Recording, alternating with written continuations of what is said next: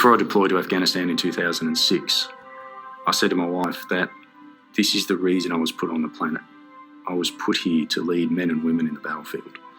And I absolutely believe that to be true still today. But in 2008, when I was contemplating suicide and then fell and had a breakdown, I really thought I'd got that wrong. So I had 20 years in the Australian Regular Army, had the keys to a Black Hawk at 21 years of age, which was pretty young and pretty amazing, I thought. And so started the boy's own adventure with flying helicopters all around Australia, deployed to Iraq and flew again in Afghanistan as well. Enter Afghanistan, and then once we got there and were into operations, then yes, it was very quickly the real deal. I had a huge responsibility to make sure, as best I possibly could, that all of my people got home safely. And so all the Taliban fighting died down because they were now waiting for us. And there was a call to abort.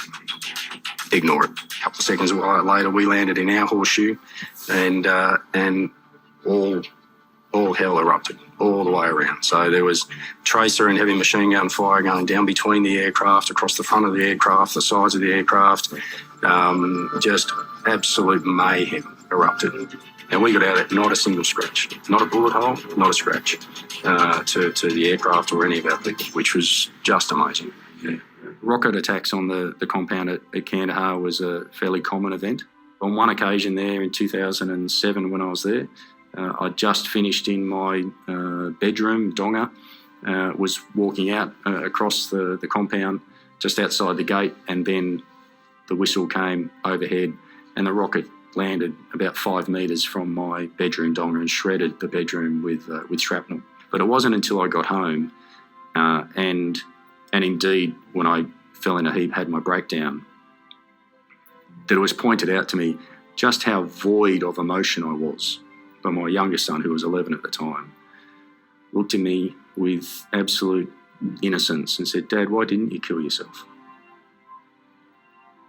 And I said, "Mate, ultimately because of you kids.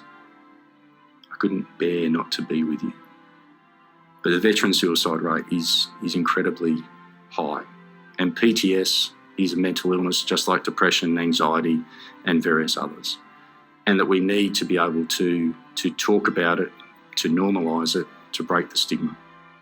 So I'm a veteran, I'm working in emergency services, so I fly that machine right there, and I have post-traumatic stress and depression and anxiety. So, 10 years ago I fell in a heap contemplating suicide. I'm incredibly privileged and fortunate to still be conducting operational work, still flying that thing, and still being able to serve the community. As I spoke about it publicly for the very first time, the response was amazing. The outpouring of emotion from men in particular to me, lots of them saying, "Your story's like mine, mate, I just haven't got the guts to talk about it yet." We really can get back to the top of our game again. My message is that mental illness is normal, manageable and recoverable for the great majority of people. But you've got to get help, and you've got to be brave enough to put your hand up and talk about it. It really does resonate at a personal level.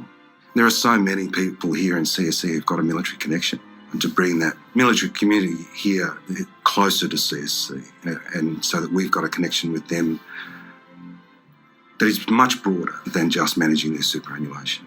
They're part of the family. Just like in 2006, my purpose was to lead men and women in a war zone. In 2018, my purpose now is to lead men and women to have courageous and compassionate conversations for their own sake and those of everyone around them.